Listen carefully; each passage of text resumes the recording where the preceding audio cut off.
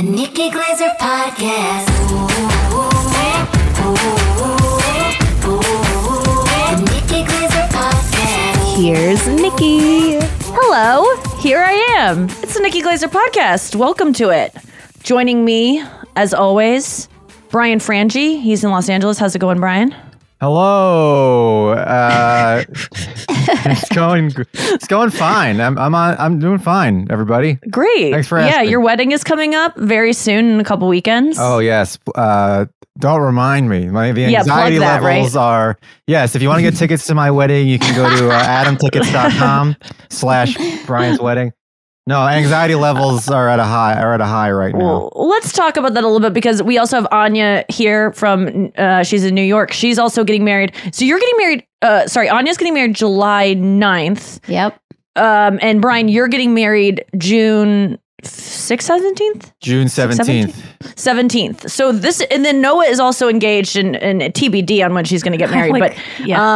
This is wild that we have this, I mean, the randomness with all which stages.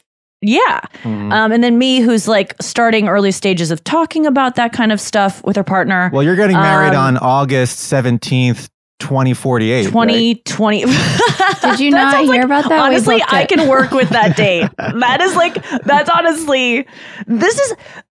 Wait, did he? I have so much to say. Did Brian say 2024? No, he said 48. 2048. And that is honestly a date I can work with. Okay, got it. That gives me no anxiety. Perfect, yes. We have so many things to talk about. Before we get started, though, I just want to say that the response about Brian has been overwhelmingly positive, almost 100% positive. I see no one said anything negative to me. I'm sure people are writing about it extensively, but I don't read that stuff. You guys know that. But no, it's so heartening to hear, especially on my girls' chat, my best friend, Kerstin, one of my best friends, she's on the girls' chat and she's an avid listener to the podcast. And she said that she did an impression of you yesterday. We should play it. I wish I would have saved it because there's too much other talk on there that I can't just like randomly play stuff because people are crying about their lives and stuff on there. So, but she did cry about Brian's life a little bit. And no, she just did an impression of you that was so sweet because she's really good at impressions. But she said that she just loves it. I just trust her opinion. She would say nothing if it was like there was nothing to say. Mm-hmm. But she just said she thinks you're so funny. And she's like such an arbiter of what's funny to me because she's one of the funniest people I've ever met. And she just likes your like tude and your mood and your dude. You're a dude. Well, thank you so much. She likes it. And she said so many nice things. And I know Noah was on that same chat. Did you hear that, Noah? Didn't that make you feel good? Yeah, I'm trying to look for it now, but okay, I would look for it. To hear that impression because it would inform me as to like what how I am viewed, which is so important. We don't want to. It's important as a comedian to know like how people view you. Okay, well, I'll talk exactly at your pace right now. Does this sound like you to you? I mean, we need this on the podcast. I'm fucking motor mouth over here. I'm totally. I have no idea how I sound or how I'm supposed to sound, and I would love to. Are you doing stand-up right now? Yeah, I got a show tonight. I was in Arizona actually. I thought you meant weekend. right now. Yeah, wait, are you doing a bit right now? You were in Arizona this past weekend? Yeah, I was in Tempe, Arizona this past weekend at the Tempe Improv. Oh, sweet. That's a good club. Yeah. Who were you opening for? Adam Conover. Oh, that's so fun. Because if you don't know, Brian wrote on Adam Ruins Everything. Which seasons? 2 through the finale. And then you also help him on his YouTube channel now, which is like blowing up. Yeah, YouTube channel. He's got like 600,000 subs. All of his videos get 1 million views. Jesus. And he's like a burgeoning star in the WGA negotiations. He's really becoming. He's amazing. Yes. And and he also had the show The G Word. How did you get that? Oh yeah, that's right. That and you've got a really great story about that we should get into at some point. Let me just ask you because I don't know if I know the story. How did you? Wait, you did tell us you got a blind submission for the Adam Conover? Yeah, we did stand up together, open mics and stuff in New York City back in the early whatevers, the 2010-ish area. I know. We need a name for that. Yeah, what the fuck? Can we please? I'm sick and tired of saying The early aughts. Let's coin one. Whenever someone says the The early aughts makes sense. I Well, that's understand like 2001 to 2008. Yes. But then what are we calling 2009 to 2020? It sucks because if it was the 1900s, you could just say that was the 20s, that was the 30s, that was the 40s. When we're in the 10s. 2000s, Why don't we we've say got the nothing. tens? Because 2010. nobody does. The early 2010s? Like, what does that? Why don't we just that? say in So the early tens? Because no one's talking about the 20th century anymore. I'm talking about 1910 all the time. Cholera, Oh, my automobiles. Scurvy. Flappers. We know nothing. Okay, I found that- it. I'm That was the totally 20s. out of You the found loop of it? this conversation, but I found Okay, it doesn't matter. We need to be taken out of it. Okay, so let's get us Nikki is out on of the fire. 2010s. Nikki is on fire right now. I've had a perfect amount of latte, Okay. Ooh. which is 1.5 Yeah. Okay, full so here's venti lattes. Kirstin's impersonation of Brian wondering about his wedding. I'm real curious where Brian Frangie is getting married. Like, where is the national park? I find him hilarious, and I'm so glad that he is a part of the show. I've been meaning to say that because I think it, and he He's makes me always laugh. doing And he like dishes. waits for the right time to talk, and yeah, between him and Anya being on it, it's like just the best it's ever been. So, thank you. Thank you. $5 was so says she's nice. washing white asparagus. Yeah. She's always like meal prepping. Yeah. She's doing something of a woman of which I was. Okay, Brian, how did that make you feel? That's so nice. And you know what? I've never met Kerstin, I don't think, but I do feel like I know her somewhat from watching the show on E. Yes, so she's that- incredible. I have a face to a name and a personality to a face and a name. And I really appreciate that. And I'm going to compliment the complimenter for complimenting me.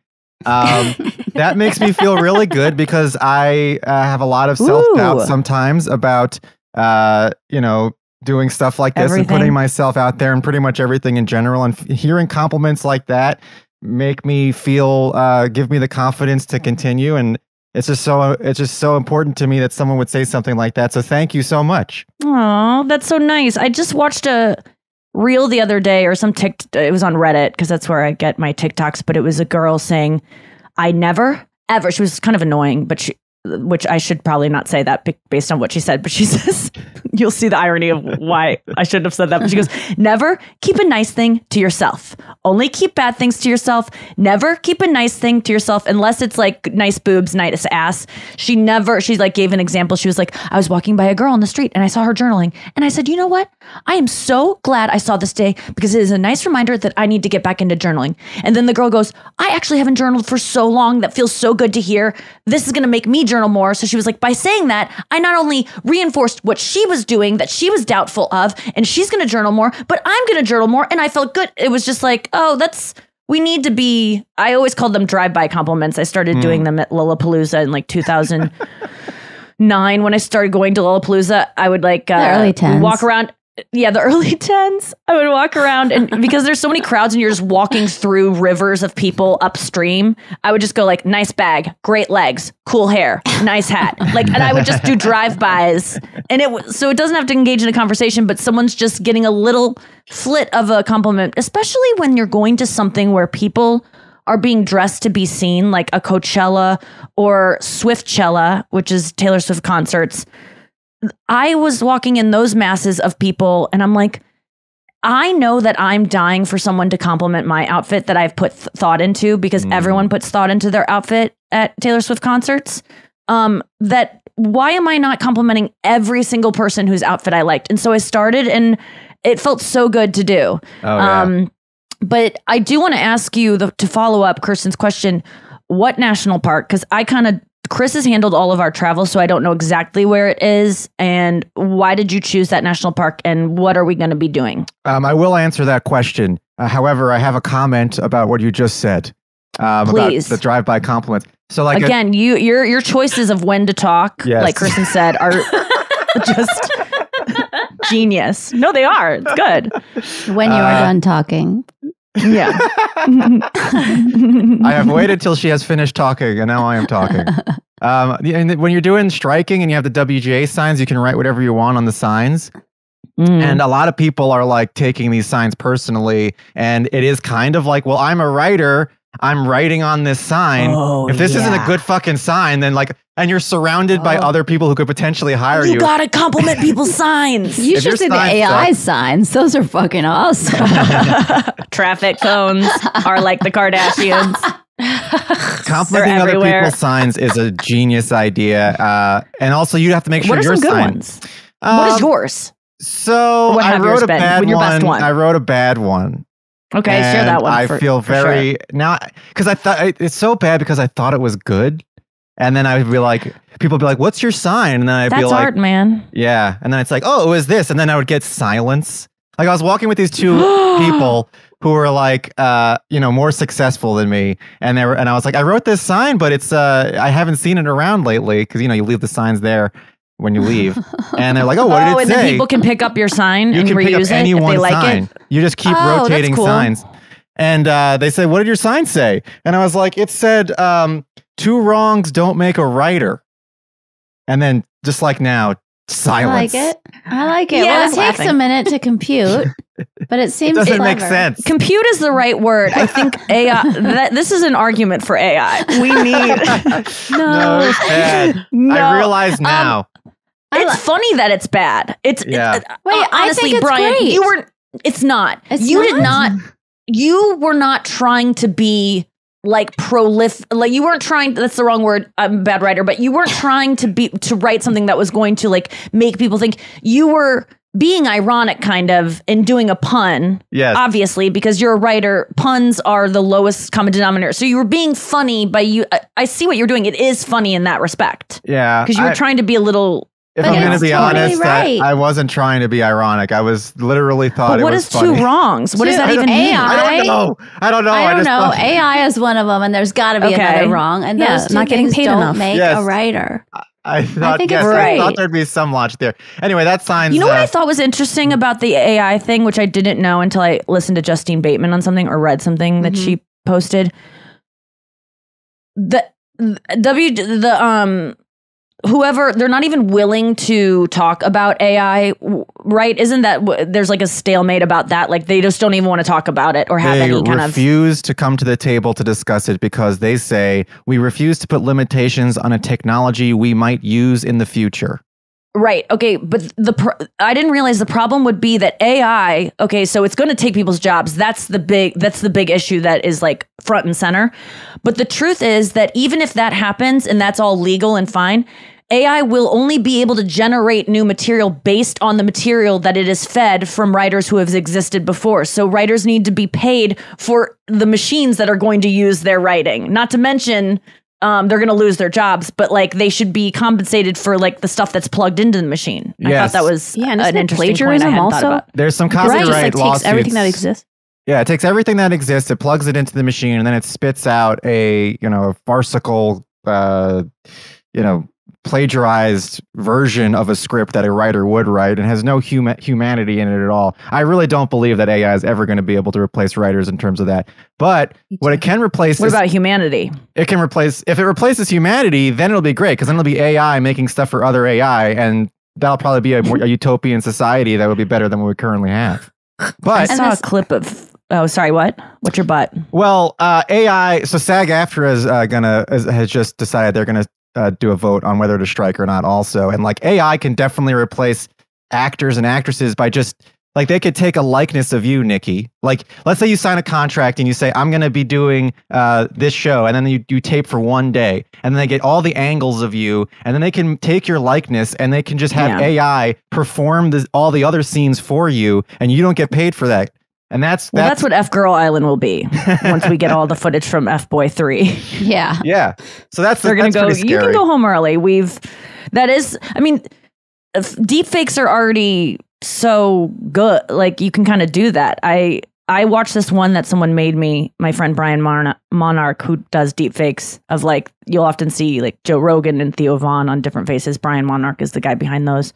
But he did one of me as Taylor Swift, and I watch it all the time because I go there, and then there's me doing stand-up. It's Taylor Swift's face, and you just realize that Taylor Swift's prettier than me because I look weird on her face, and then she looks great on my face, and you just kind of go, oh, we know what's going on here. But beside that, I love watching it because there's often times that I watch Taylor Swift or anyone for that matter doing things with their fingers, young Korean children playing guitar. And you go, my fingers can do all of those things. Those fingers are not have abilities that mine don't. Why it gives me hope, but it also gives me a sense of defeat. Do you ever do that where you're like, that person's body is no different than mine? Athletes, you go, no, that's different. They've worked harder. But like schlubby guitarists, I'm just like, there's no muscle. There are muscles there that I'm not aware of. And, there's just more than anything, there's brain matter that I don't have. Yeah, there's from strong repetition. neuronal neurons connecting each other fastly. I watched Anya do like finger picking and like, I don't even understand. I mean, I do because I have sensed that practice leads to like memorizing things and all that stuff. But even when you're playing that one song, Not a Through Street, which if you've never heard Anya's song, Not a Through Street, please Spotify right now, pause the episode, go to it. It's one of my favorite songs. Thank you. But the finger picking on that, you go like all up and down, and it's just so, I'm like, do you It's not hard. when you play that song, is it a memorization thing, like your body has memorized it, or is it like, oh, I know what I'm doing? It's not hard. You could totally do it. There's just one part that's a little challenging. It's all about just memorizing like patterns in my mind. Like my fingers make this shape, then they make this shape. I don't know what notes I'm playing. I have the same thing with you when you're playing a Taylor Swift strum that I don't know, that I've talked about multiple times. And I'm like, Yeah, that makes me feel good that I have doing a that? skill you don't have on guitar. It's the only thing I have to my name. It's very frustrating, and I'm slowly getting it, and it does come with repetition, but man, I you've feel that invested same a lot of way. hours because you're singing things at a different you're doing a syncopated thing, which is really advanced, and you don't even know you're doing a syncopated thing, but it's incredibly hard for me. So nice. It's like But rubbing your I have belly that- and patting your head at the same time. Right. Well, I have that feeling a lot when like, normal everyday people say like the funniest thing I've ever heard. That is not just like, the way they said it or like a funny thing. Like it's like actually like mathematically hilarious where I'm like, Right. oh, like two wrongs don't make a righter. That's mathematically what is the good hilarious. sign you did? Oh, so then, I mean, this is just life. I just drew a picture of a pile of shit and it fucking lit up the place. Everybody was like, ha ha, look at that. Did it have a caption with it? Or It's just a something? pile of shit. It just was a pile of shit with flies around it. And people were like, I You love must be a that good sign. drawer. It was a pretty good You drawing. should go into art, not writing. He's an animator. I am. I do yeah, you animate. are an animator. You Yeah. do great animations. Was that okay, depressing at all for you that you're like, wait, I barely tried on this Oh, song? it's so embarrassing when that happens. I mean, When you get a compliment for something that took zero effort, like in preparing my new special that I'm going to tape this December in Seattle. Watch out. I am talking to Chris about all my jokes, and he's like, "Well, you got to do this one," and I'm like, I hate that joke. Every time I tell it, I cringe. I don't like when people laugh at it because I didn't do anything to earn it. It didn't take any brain power. It was my shit. It's me drawing a picture of shit, which I have drawn, and I have actually talked about drawing shit on stage. And that was actually one of my favorite jokes is when I talk about, I think it was in my last special. Maybe I cut it out, but I talk about how it was something about being less scared of people finding nudes in my phone than I can't take a picture of my shit. I've wanted to take pictures of my shit to like send my friends because they've been so impressive. And if I can just say for a second, I did not really have a lot of exodus happening in my European trip. that's I have common. to go to break.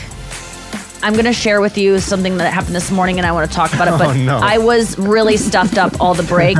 And then we're going to talk about shit when we get back. But it will not be graphic. And maybe Brian will draw a picture of it. Okay, so we've got a lot of loose ends to tie up. We're going to find out why you're having a wedding in the Loose Rocky ends. Mountains. And then let me just talk about my shit after. So the observation I made in my special about shit was that I didn't want my nudes to leak. But I'm more worried about if I've never taken a picture of my shit, even though there's been times where it's looked exactly like something. Like one time it looked exactly like Mr. Hanky, the shit from South Park. Like it was him. And I wanted to take, but I couldn't because what if someone finds my phone, or it's been like especially huge. And I think the joke I made was like, I could give birth out of my ass based on this. Like, so Anya and I, when we were living together, because I never wanted to take a picture of it, I would draw it. Yeah, I still It's have almost it. like, yeah. Do you guys ever have the thing? So I was really stopped up in Europe, and I guess that is a common thing. Like it's the travel bloat. Like I sent a picture to Anya of my stomach. She sent one back later. Yes. I looked 6 months pregnant. I think we talked about this already. No, we did not. But I looked legit Shiv Roy last episode of Succession, 6 months pregnant. And I showed Chris, I put a towel over it to show Chris because I couldn't have him see my actual, but I was like, just know underneath this, look at me. I look pregnant. And he was just like, are you? Like he was so confused by it. It is crazy what the body could do, and that it's just gas, mostly gas and water. Well, mine was material, and it was, and then I thought, by the end of it, I was like, things are happening, things are flowing. There's like little things happening here and there, but there was nothing substantial. And I'm not someone who tracks like what's going on with my body very much.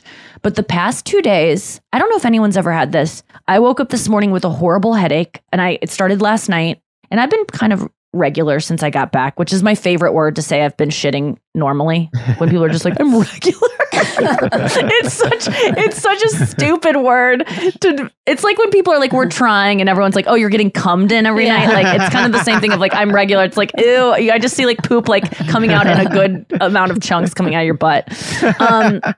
So I thought I was regular, and then this last night I had like a headache. This morning I woke up with a headache. I couldn't get out of bed, and I was, putting my eye mask on super tight so it would just push my head to make it stop.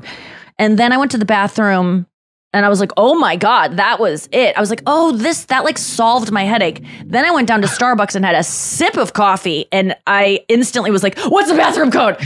And it is, I tried to memorize it because every time I always think I'm not going to need it in my phone, but I should have put it in. I think I remembered it. 6223. And you know how I remembered it?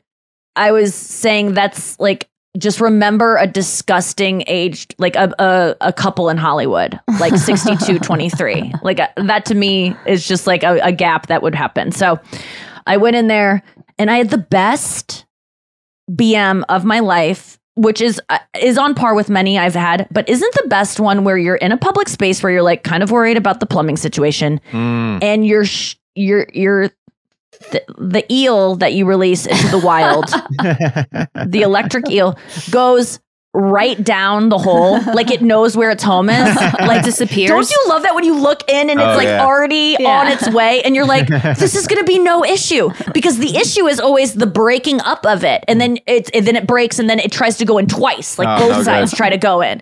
We all know this. This is a thing that happens to most of us. But I was like, has anyone talked about the satisfaction when you look down and you go, oh, good snake, you know where your home is. It's already like headed out the door. Is that relatable? I always imagine like those Olympic divers, and they have like the perfect dive, and that's what I related to. Yes, it just slices through the water perfectly. It doesn't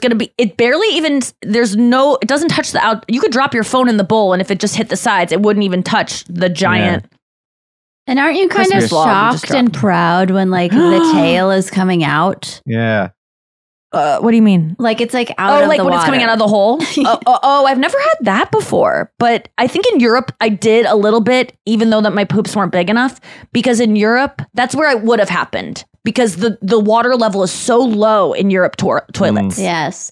And they also Anya, have a weird thing in observation. Berlin that you never saw, because in Berlin apartments, because we weren't in apartments, we were in hotels. But in the apartments in Berlin, there is a poo shelf. And there's no water. So when you poop on a shelf in the toilet, and then there's like, then it flushes. So it's truly disgusting because so it flushes. The water comes from the side of the bowl onto the shelf, and pushes it down like a waterfall. And do you know what the shelf was for? It had a practical purpose. for people to inspect for worms and stuff. So you were supposed to like go through your poop. It's insane. I went to my friends and I was like, oh, it smells the entire bathroom up if it doesn't immediately submerge into a little water. trophy shelf. It's for some of the things I've let go. And I had worms in my poop in 4th grade, and I remember seeing them. And then they went back inside really quickly by the time I called my parents in. Oh, God. And I remember being like, there were. And I thought I was hallucinating because they would not come out again once they got spooked by my like parents being there.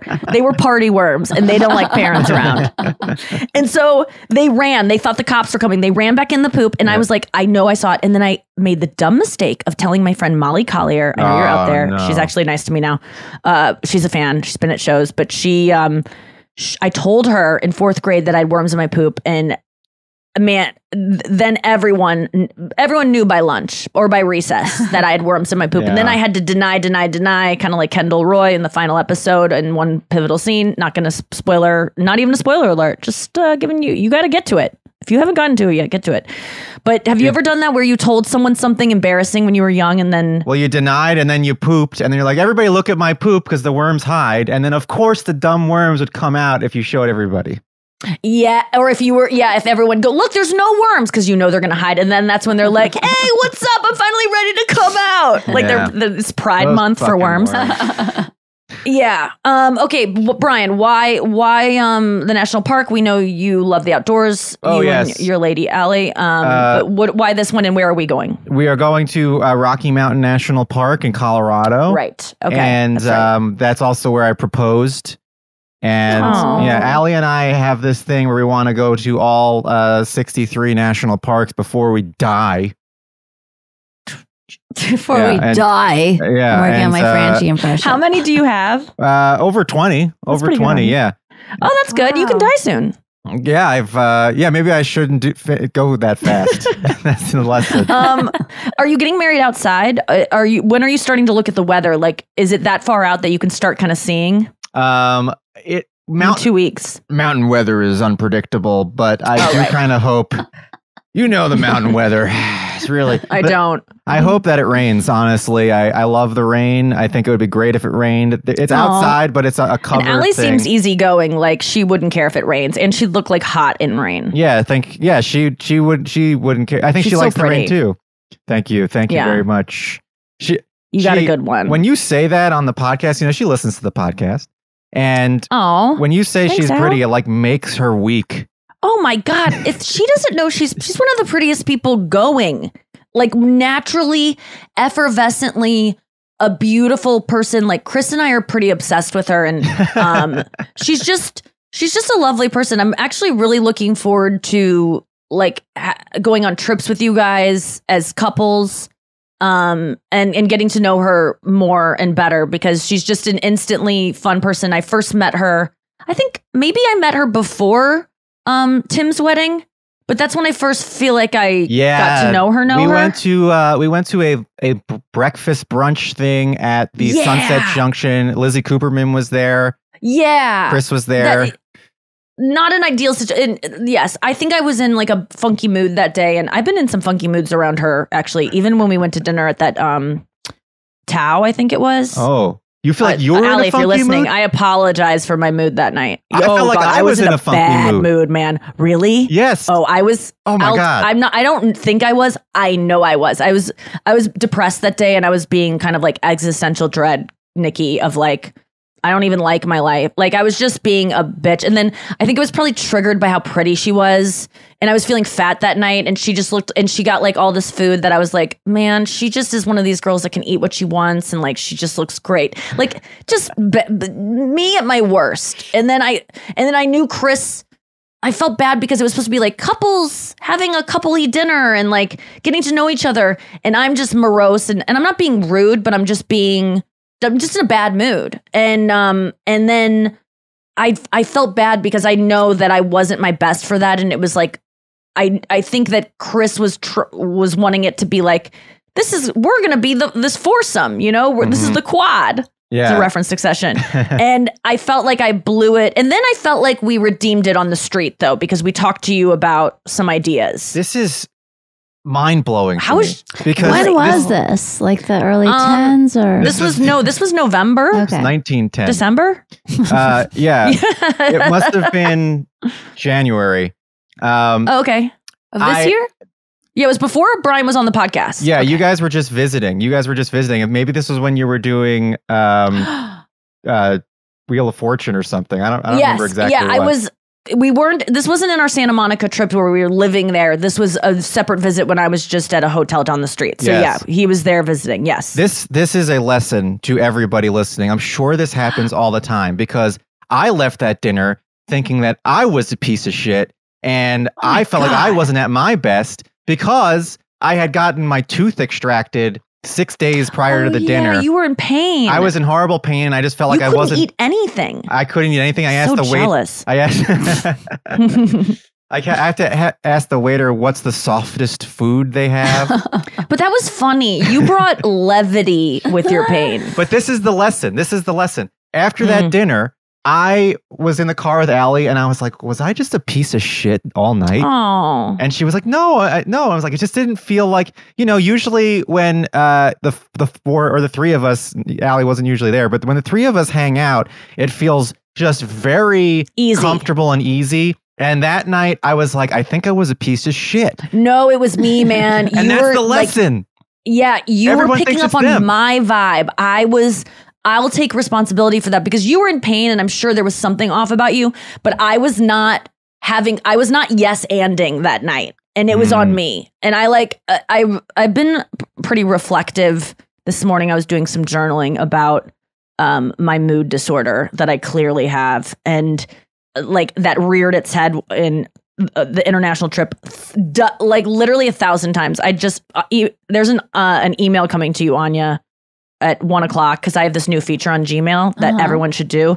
If you're writing Scheduling. on your phone, you hold down the send button and then it gives you the option to send later and pick a time. Yeah. And it's so great because I wanted to send this. I wrote this whole email to Anya, just, going over our trip, a postmortem, if you will, and just thanking her. But I was also like being reflective of like all of the shitty things I did on the trip because I was like pretty like not great sometimes. And there was nowhere for me to like usually, and I'm not making excuses, but I am. Usually I have alone time to cry or to like really panic and like kind of vent, not even cry because I don't really cry when I'm alone, but like being alone, I guess, helps me just let it out in whatever way. But I was never alone because I was with Chris the whole time, which is great because I wasn't like abusing food for my feelings because I was accountable. I wasn't like, there were so many great things about living with someone. And in fact, Chris and I decided like we want to live together after this trip because there was great things. Spoiler alert. But I do think that living in small hotel rooms where there's not separate rooms and places for you to get away and have alone time. Because when we had that in like certain there was suites, no we would have like a time. balcony. There was, Yeah, even there was if no you time. had separate rooms, like no time to do anything. It just, my feelings got constipated. And so I was cranky and bloated the entire time. None of my clothes fit, which is the number one time for Nikki to get, I hate to talk in third person, but for me to feel bad is to be uncomfortable in my clothes.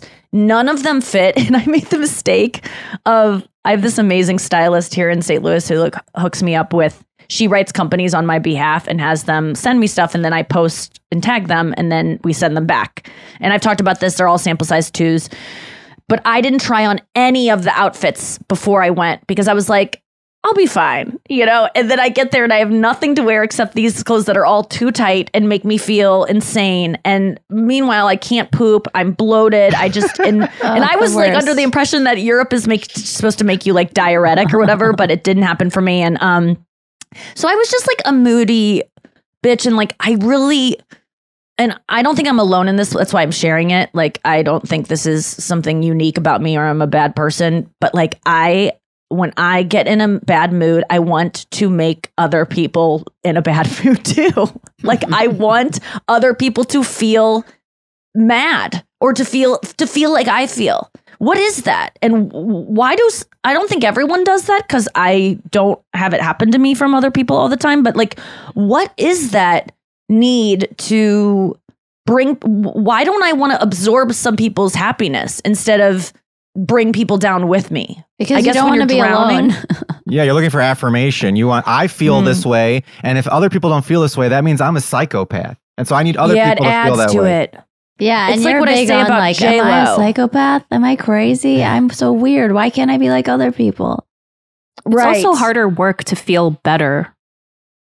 It's easier and when to you're go down. feeling sad, your muscles are like you're emotionally weak. Like you can't do the hard thing, and it's easier just to do the worst thing, which is just stay in that mindset and like make little jabs that like aren't specific enough for that person to go like fuck you, but like are shitty enough that they feel bad. Like I'm It's probably a cry kind for of help. expert at that. Yes. We talked about Yes. muscle memory in the first segment, and because you've done it so much, it's just like muscle memory now. So to I'm like those unwire little that is Korean really kids difficult. with a guitar, except mine's with It feels so sadness. good to keep digging and digging deeper and just piling on. Yeah. It almost feels like indulging in like eating a bunch of food or like or staying in bed. Like if you wake up in the morning, you just stay in bed. Like it's so easy to just keep doing that. And something I learned recently is that you can fake being happy. All right, you can fake it. You can smile. You can just, even if it's like to a psychotic degree of being like, I'm happy. This is amazing. Oh my God, this is the best day ever. And the trick is that will not make you feel better that day, but it will make you feel better 2 days from then. Oh, it's like exercise Yeah. or like eating right. Why doesn't it just show up right away? I gotta don't try know. that. I don't know if that's true. Can I tell you about a book I'm reading a third of right now that I'm so into? Yes, And this please. is legit. I know that I've felt this way about a lot of books, but I stand by all the ones that I said this is good. This is kind of talking about the same kind of thing that there was a book I was reading a long time ago. I forget what it was. It was probably last summer. And it was about manifestation and quantum physics and how if you imagine something enough. It's also Louise Hay. I've talked about her, just like the power of positive thinking. And obviously this has been talked about extensively everywhere you look. But this book that I don't know why it was in my library on my phone, but I think I just download books sometimes from the subreddit books. It'll say like, what's a book that's changed your life? And anyone who has a list that I think is compelling, I'll just download all of those samples of the books. And so one day I was looking for something to read, and that day being on the way to the Europe trip, I was reading The Subtle Art of Not Giving a Fuck, which by the way was everyone read in 2014 or 16 when it came out. It's so good, you guys. I know it's kind of and it's like the amount of people who like commented on my book and were like, "Whoa, that's a funny title." I'm like, "How were you asleep in 2016?" This was everywhere, but but it really. Then the guy kind of writes in a way, but it's very conversational, and he's not The book is not They made him call it that. Like the publishers were like, you should call it that. He wanted to call it something else. So like, just like my show Not Safe with Nikki Glaser, which that name was so and I didn't like it at all because it made it seem like what I'm doing is not safe. We wanted to call it NSFW. Just like not safe for work. Like this is stuff that like you shouldn't watch at work. And it wasn't us being like, we're so not safe for work. But then they were like, no one knows what NSFW means, them being Comedy Central. And they weren't wrong. Some people didn't know, but they would have Googled it or something. It doesn't matter. Anyway, they made us call it not safe. And I hated it because it sounded like I thought I was sweet. Right. And I don't think I'm sweet. Sometimes I do, but I'll usually attest to it. Then I did not think I was sweet. So I hated that title. So anyway, don't judge a book. But this book I'm reading now, it's called The Power of Your Subconscious Mind by Joseph Murray, PhD, and then comma DD. I don't know what DD is. Dungeons and Dragons. Doctor of Dentistry? Oh yeah. I don't know. But it's Not. it was written in the 60s, I believe. Or maybe the early 70s, but probably 60s. And it's the language kind of, the way it's written is kind of new agey and kind of like it just sounds like some guy who thinks he's pretty sweet. But it is all about, and it's just, what I love about it is you get everything you need from the first chapter and then it's just repeating it over and over. And I love a book like that because what that tells me is this is simple, but what is difficult is getting it through your fucking skull. So I like a book that's not like, this is all these steps. It's like, what is difficult is not what we're doing. It's what it is forgetting all the stuff you know. And that's the same thing my voice teacher said yesterday. He was like, singing is not hard. People think it's hard, but what is hard, it's psychological. What is hard about singing? He was like, most people could be good singers. He was like, most people besides like Harvey Fierstein, who actually has a throat thing, like both of his vocal, like all of his vocal folds are filing at the same time. So he always sounds like this. He was like, that guy can never sing good, but most people can sing. What gets in the way is trying too hard. And what you need to do is learn how to not try, which is hard in and of itself, but it's actually, you have to learn to not do things. And that's what this book is about. It's about just positive thinking, like how you have to just anytime you have a negative thought, just don't say it out loud. Don't give it. I said yesterday on the girls chat, don't put air in that balloon. Like just, know it's there, have the thought, but like, don't feed that dog, the dog that's like, don't feed that possum, let it starve. But the thing that I like about it is that because it talks about how it can heal, and it's also quantum physics-y, which I always like, but it's not actually talking about that, but it's the same things as the other guy talked about that really sold me on how manifestation is a science and it's not just like foo-foo, woo-woo, God shit. And this is all about God and how people pray things away and how prayer works not because necessarily God is doing things for you, but because your subconscious mind is what is running everything in your body. It's the thing that's keeping you breathing. You're not like thinking like, I have to breathe right now. Like it just keeps your heartbeat going, all these things. Your subconscious mind is in control. Yes. And your conscious mind is giving directions to your subconscious mind all the time. And your subconscious mind is kind of autistic in the sense that it takes you literally. It does not have a sense of humor. It does not have a sense of irony. So you have to tell it. Have I said this before on this podcast? Yeah. Yes. Sorry. Last time. Sorry to repeat myself, but No, I think it was like repeat it. two weeks We ago. said it in the first chapter. We need it. But I'm and now getting you're it repeating again. it again and again. Yeah. So it drills in I'm your sorry head. to do it again, but I'm so on board, and I do think there's something to I'm this. on board and too. I'm resisting it so much because it's exactly what we were just talking about. It's the harder thing to do, which is just not feed that dog and feed those negative thoughts because you want to so badly. But the more I read about this, it's like prayer works because you are trusting that God is going to take care of it. The people that prayer works for, where they heal things about their body, things that they could never heal, it's not because, necessarily God is waving his magic wand and a miracle's happening. Your subconscious mind your conscious mind is saying, please God, take this away. And it's believing that God is taking it away. Yeah. People that really believe there's a guy that's like, I care about you and I'm going to take care of you. They believe it so much that you send a signal to your subconscious mind that doesn't have any sense of like, there's any make believe or that you would ever be lying to it. And it actually runs with that and then starts the healing process.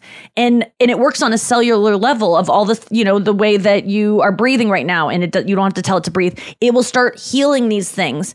And it can work for ailments and it can work for talent and artistry or a thing. I've just been going like, my body rids the energy that it doesn't need and keeps what it does. And this is my new weight loss plan. I am like, because I've been like trying to tool with like, maybe I'll try to get on Ozempic. Maybe I'm going to start starving myself again. All of these things I've just been like kind of gambling with myself.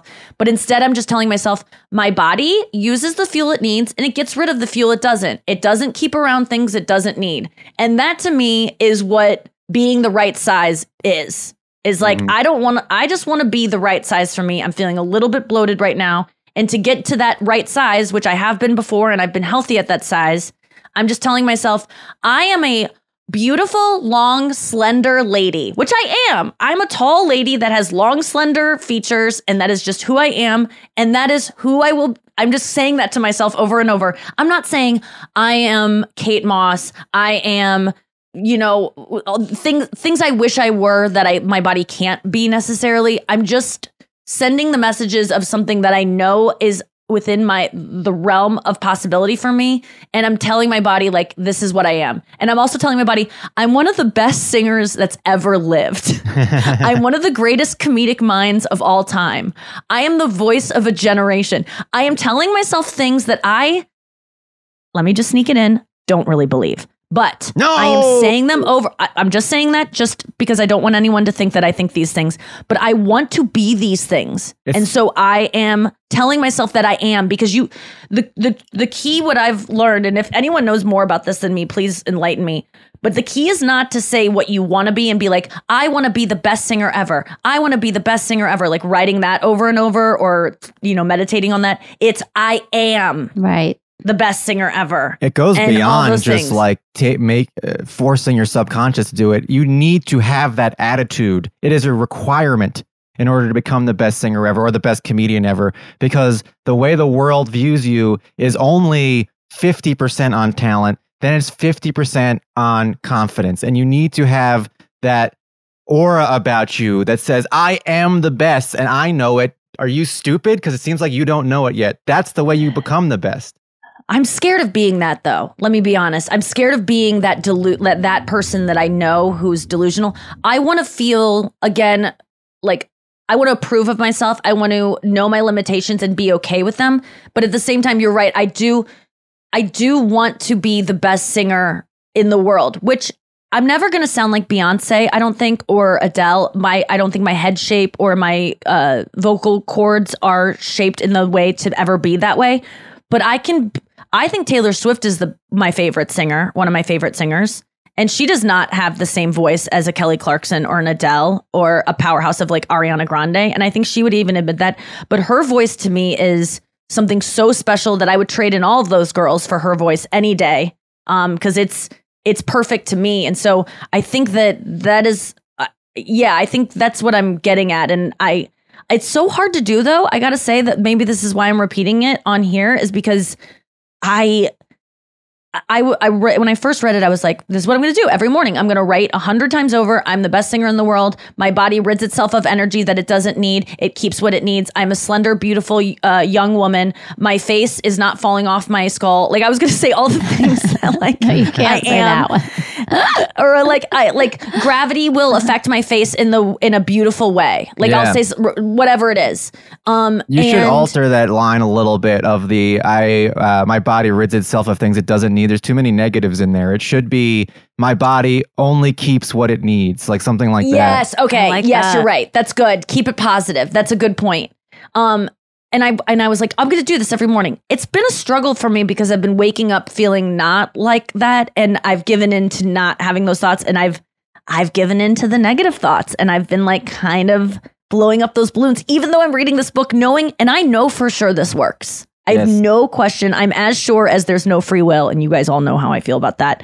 I'm positive this works. Yes. I've never been so positive of anything in my life, yet I'm still struggling to use it. Brian, have you been on... I know that Noah and Anya know about the power of positive thinking. Why aren't we all doing this all the time? Because of Why the isn't this taught in pharmaceutical schools? industry. They want to make money off you by giving you pills.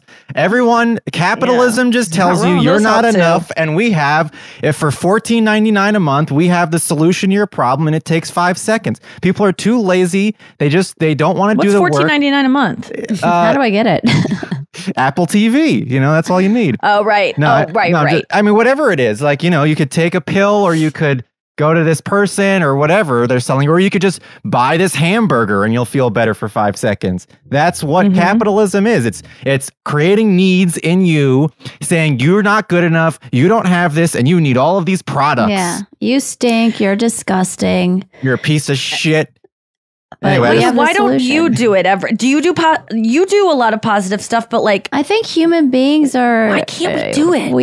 We're complicated. We're not all positive, so we have a lot of this darkness, and that's why we probably don't do this stuff every day, because the dark voices are always there, and it's just a practice. It's like yoga, Every day you try to turn the volume up on the affirmations and the positive stuff, and turn the volume down on the bullshit. So much of what was ailing me was I was believing my thoughts, and then I realized my thoughts are not facts. It's just like an angry guy in there that's like, thoughts you'll are never. things.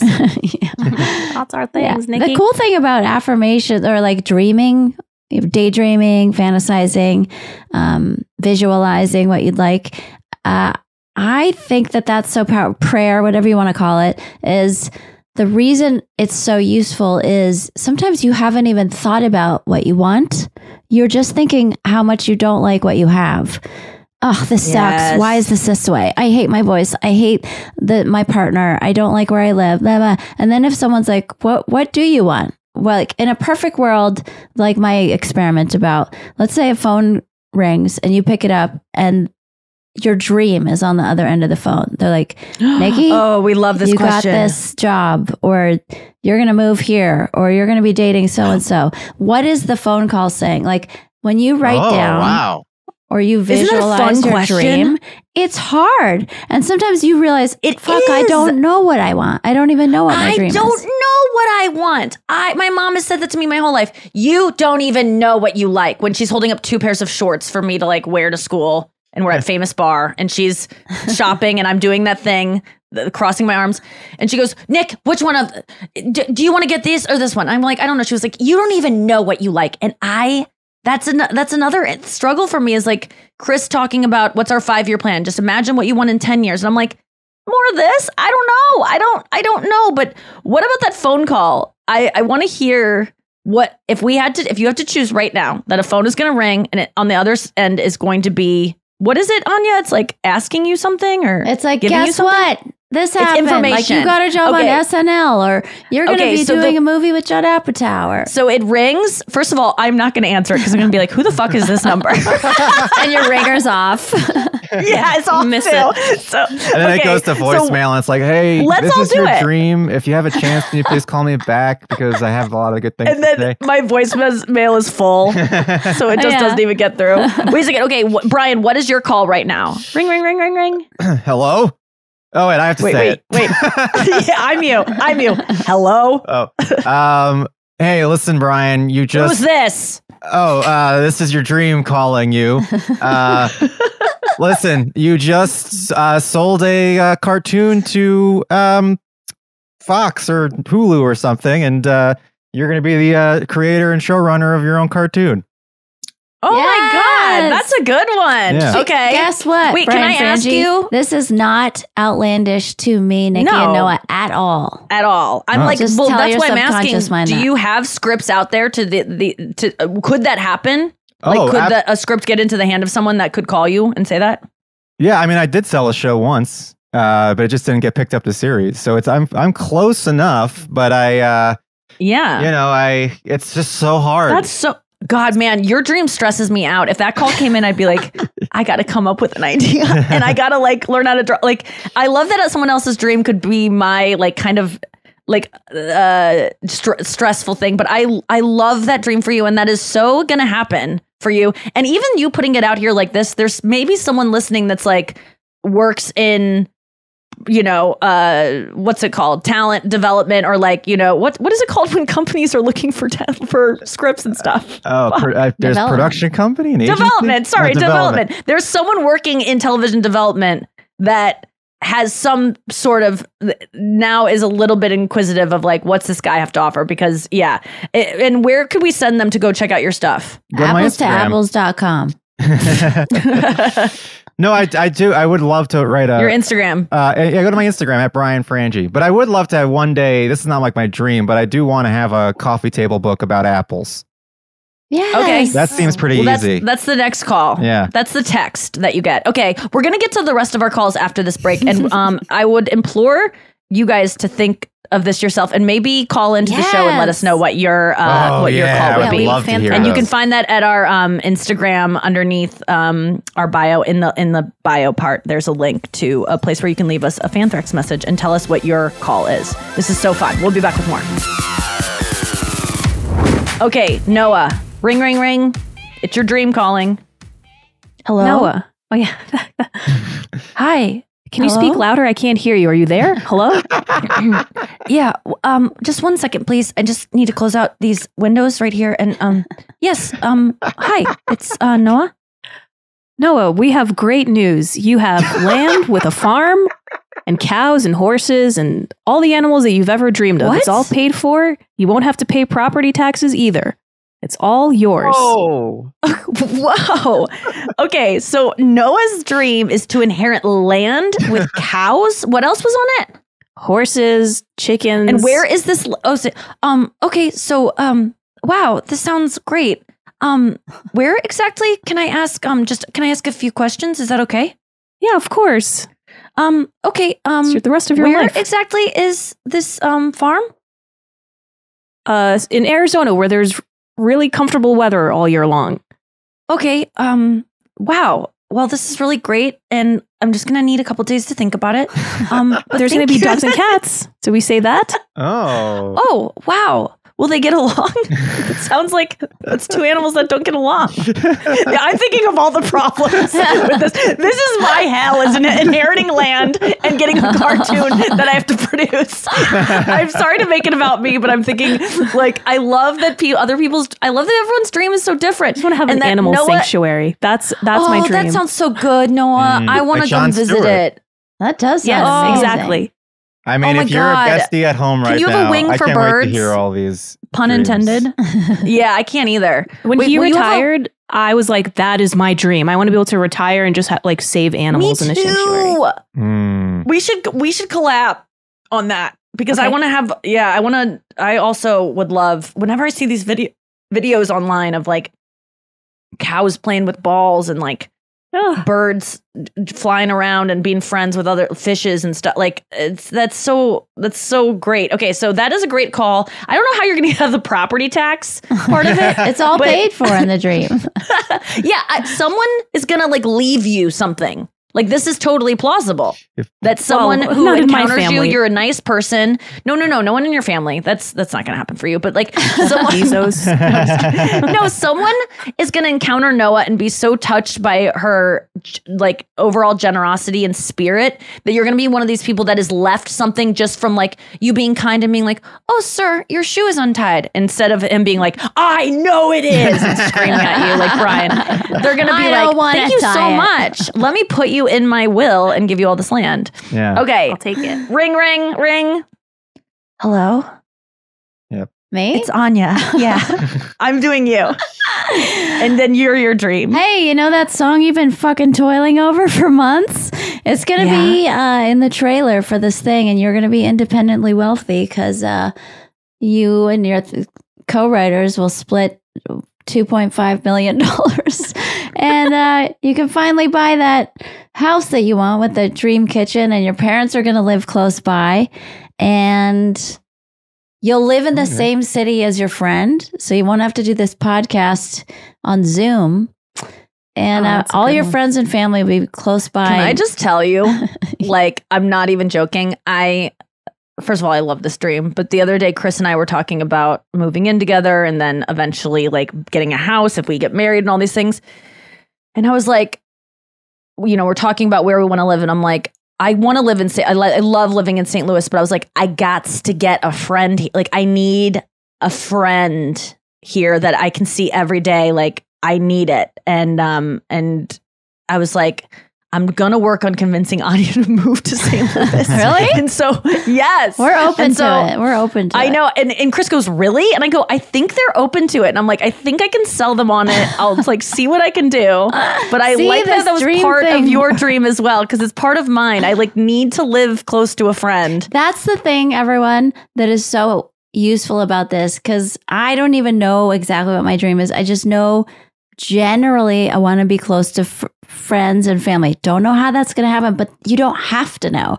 But just by articulating it, something in your subconscious mind kind of like revs up a little bit, and then you start making choices in your life that are slightly different, because now you kind of know the feeling you want to have. Like, I want to have the feeling of being close to friends, or like doing the podcast in the same room, or like having my parents down the street. Don't know how it's going to happen, but I think it affects your choices in small ways.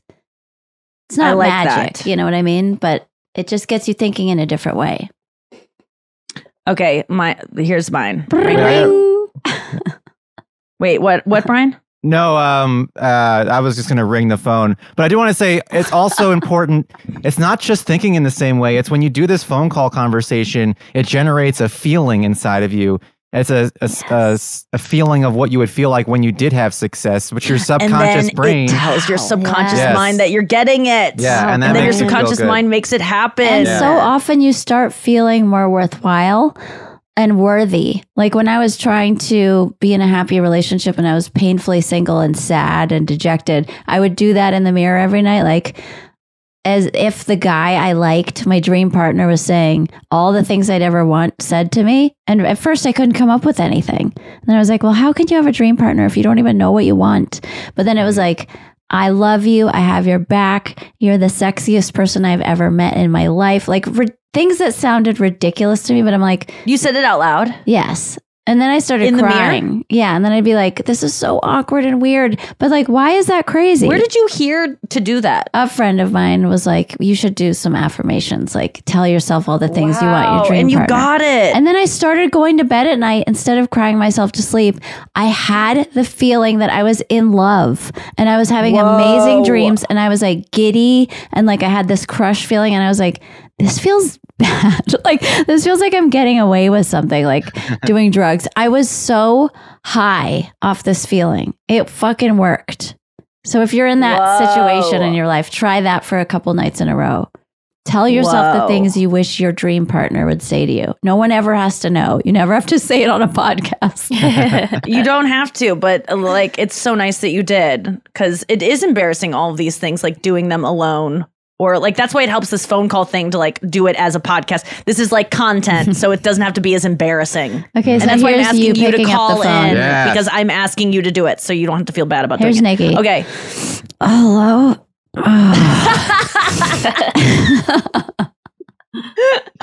Hi, is this Miss Glaser?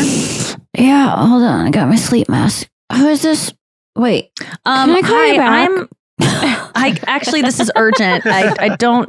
It won't take long. I promise you. And you can think about it. And don't worry. This is not going to.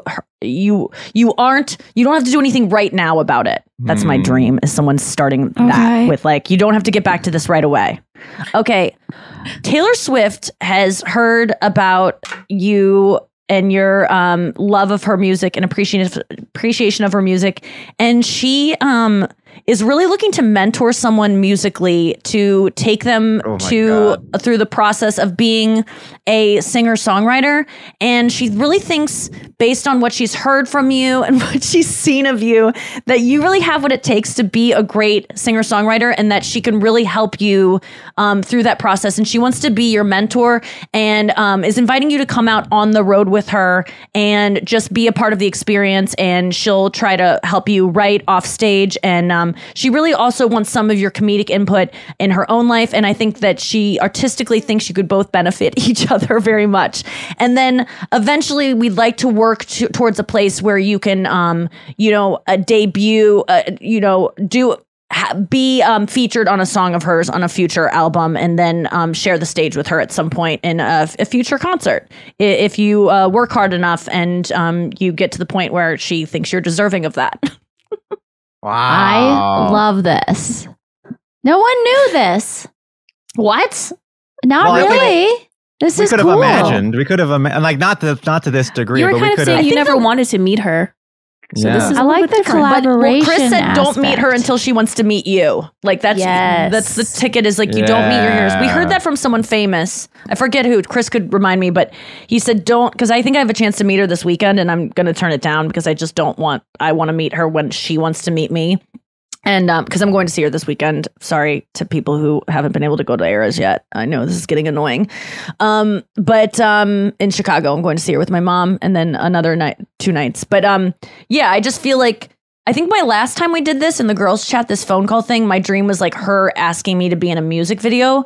But that would be like me being like funny in it. And I don't really want to do that. Like I like what Birbiglia did in her music video. I thought that was so awesome. I would have loved to be asked to do that. But I want her help in becoming an artist, even though like, and I want her approval, I guess it would be, or like, I want her to see something in me and be like, you've got it, girl, something like that. I think that's why that whole thing was about, like, she's noticed that you have what it takes, but that you might need some assistance and she's going to help you. I acknowledge that what I want I need a lot more help on. So I think what I've learned from this test is that I'm still about the hard work of it all, and I don't want like a simple fix, but I want to earn something, but I want I'm open to help.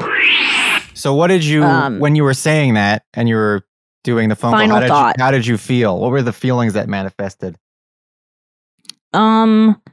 Like, yes, I get to go do something and like be a student again and be a novice, and I get to clearly I'll be paid well and taken care of on this tour, so I don't need to worry about money. I don't need to be worried about taking, like, I love doing comedy and gigs, like I'll never stop doing that, and I would probably still do the podcast on tour with her, but it was like there was a feeling of like youthness, of like youthfulness, of like newness, like when you're learning something new or you're embarking on this thing that's like scary. There's like there was a feeling of the feeling I had in my early 20s, like pursuing comedy, of like, I don't know what this is crazy, or like and of like approval, like that you're on the right track, and that this thing that you're kind of throwing yourself into and have a lot of self-doubt about is validated by the person that you care so much about.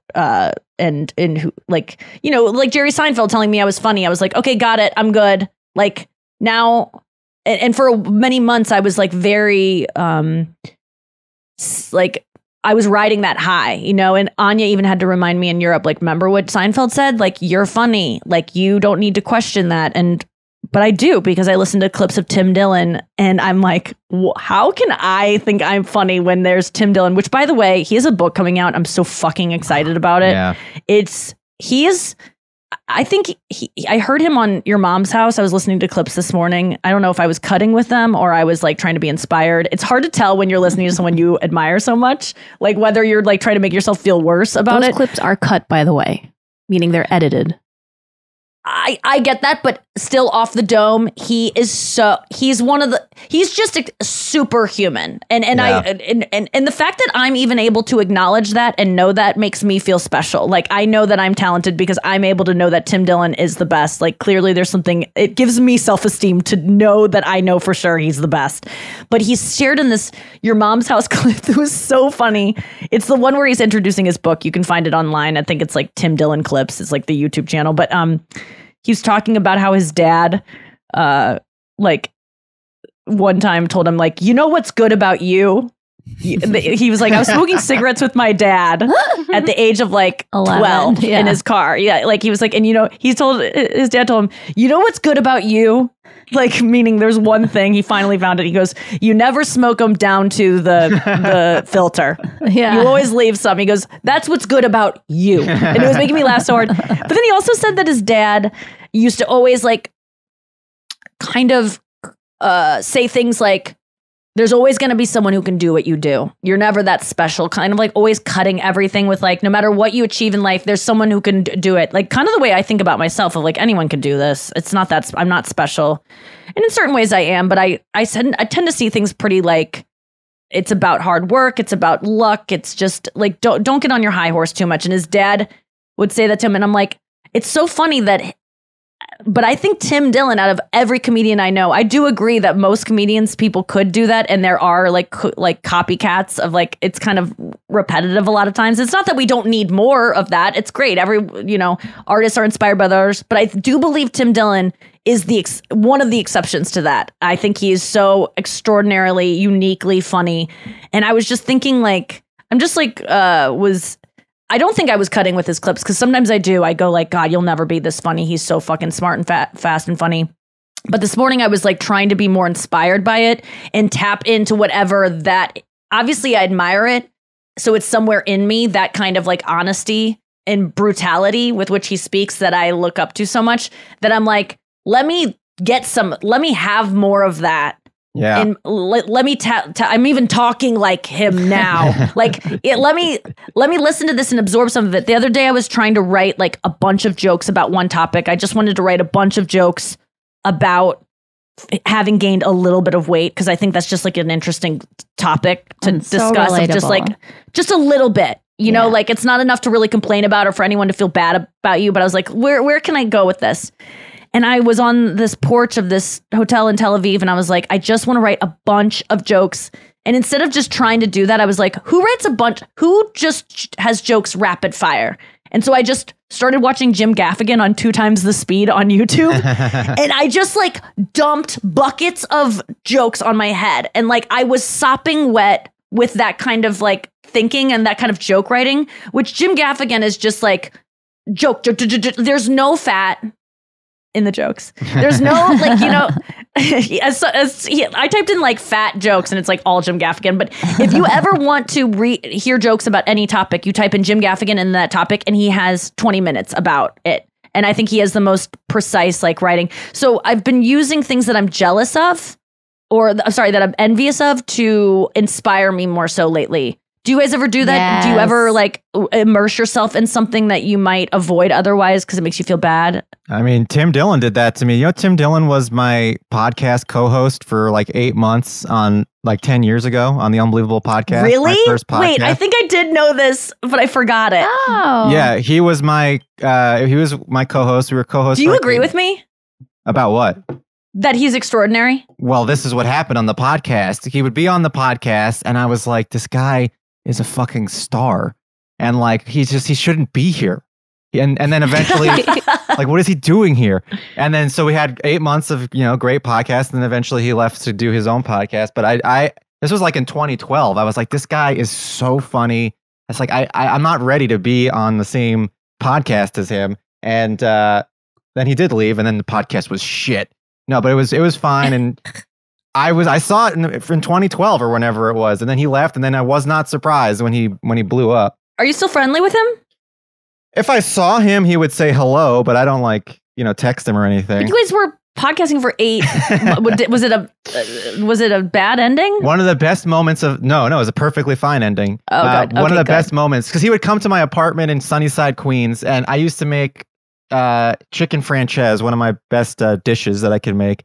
And one of my proudest moments is I made chicken franchise, and there was some leftovers, and Tim was at the house, and I was like, "You want some chicken franchise?" Because I know he's like a foodie guy. Yeah. And he tastes the chicken franchise, and he goes, "Not bad, not bad. Yeah, a little too much white wine, but not bad." And that was like, oh my God, that was like the best compliment coming from him. Yeah. Yeah.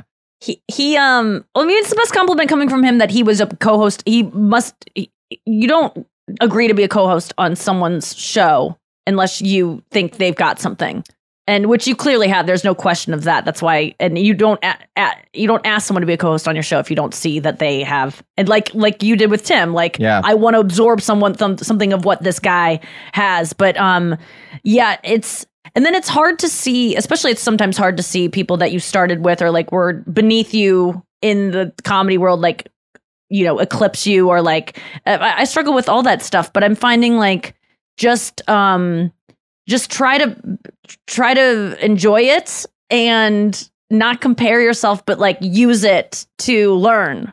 Like, that's why I want a mentorship from Taylor Swift. Like, use these things as mentoring devices as opposed to like making you feel bad about stuff. Like, do you do that, Anya? Do you do this? I think envy is one of my favorite emotions because it tells me what I want, and sometimes I don't know what I'm one of those personalities that can, you know, has a really hard time making decisions because I can see all the good sides of each possible option. But I remember when I was working at the radio station as a DJ in San Diego, and I saw my friend's tour schedule. She was a singer-songwriter, and I was like filled with envy and rage. And then I was like, what are you doing? Why are you on the radio? If you're so envious, start taking steps to have her life. If you want her life, what are you doing? And that's when I was like, oh, I'm stuck here because of me. But I can have what she has if I start taking, like, no one's going to knock on my door and call me and be like, hey, guess what? You have a full tour scheduled that's sold out.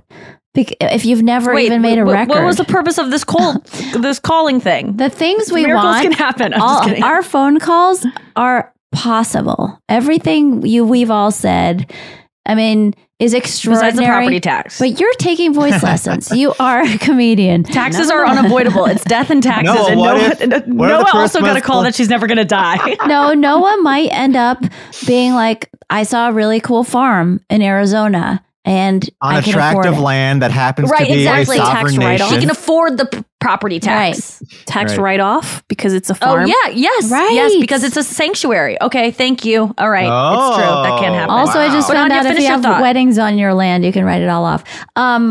That was it. Just that envy is really helpful to me. So sometimes I'll hear a song that I'm like, God damn it, I wish I had written that. And then I'm like, just start writing something like that. I think it Right. informs your next steps. Was that an Yes. answer to your question, or did you ask me No, something that was else? good. Okay. No. I think that was it. I actually saw this thing. I'll end on this. I followed. I guess on Instagram you can like follow hashtags, and I follow like voice teachers or something. And there's this woman that I really like, and she sells she sells classes, but she also gives good advice. And this was one that I really liked. She's talking about performance and like being a better performer. And she said, visualization is the practice of mentally imagining yourself performing in a way you would like to perform in real life. It's a mental rehearsal of skills. The idea is used in Olympic sports training. The studies show that when athletes use visualization, they improve performance up to 30%. So for your next performance, try mentally rehearsing your performance scenarios and see if your physical performance of those scenarios and actions improve. So the 30% improvement, I've read that before too. I think Neil Brennan suggested me a book that was like the 10%. It wasn't 10% happier. It was some sports book about like visualization and like you meditate and you imagine the game you're about to play, and then those players play better. I've never done anything like that where I'm like picturing the performance. I would struggle with that. I struggle with like fantasy and like even, with masturbation. I'm never like thinking about something. But I guess now that there's I usually looked at fantasy of like, you're so dumb, you're never going to get this. Like, this is just a sad thing. Like, I pictured it like kind of pathetic. And now that there's a purpose behind it, that you could be 30% better, maybe I could start trying to do it.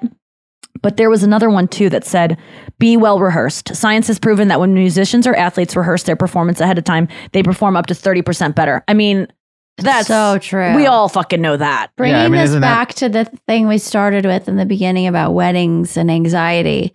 This morning, I did like a little bit of wedding prep work that I've been putting off, and I felt so good and excited about getting married, which is a nice feeling. Just because, like, I don't know, I Because you put in bought some work. Yeah, I bought like the stuff I'm supposed to wear under the dress, which is so annoying and complicated to me because I don't know how to wear, like, what kind of bra and what kind of slip, and I have to get the slip altered, and it's fucking annoying. But I did it.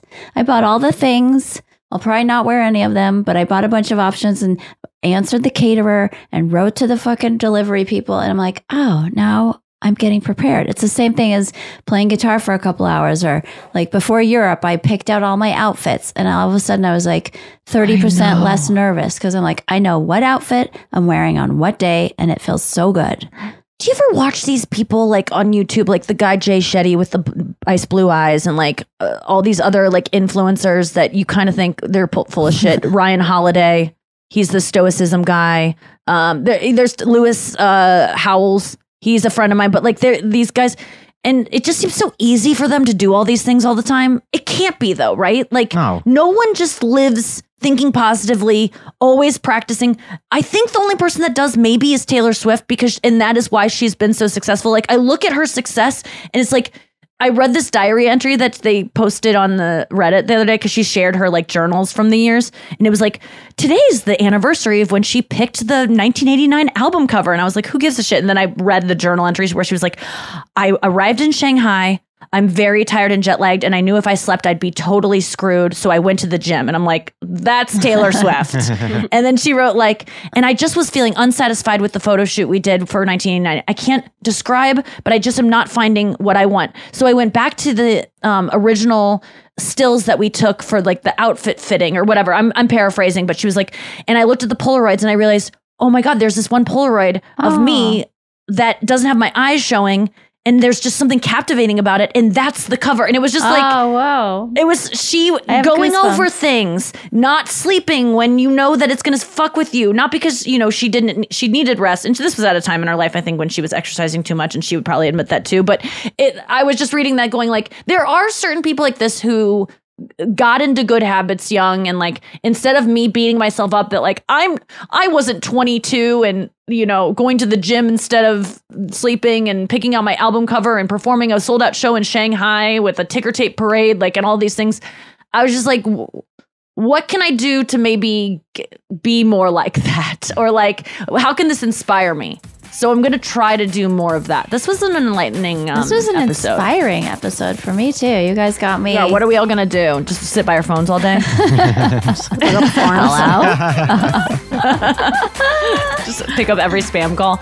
All right, that feels good. Well, until next week, we have so much to discuss. It will be, we'll get into wedding planning details because that's all coming up very soon. Leave us fanthraxes. We'll get to those next week as well. Thank you all for the messages you send, all the kind words about Brian and the show in general. And we'll see you next week on the show. Don't be care.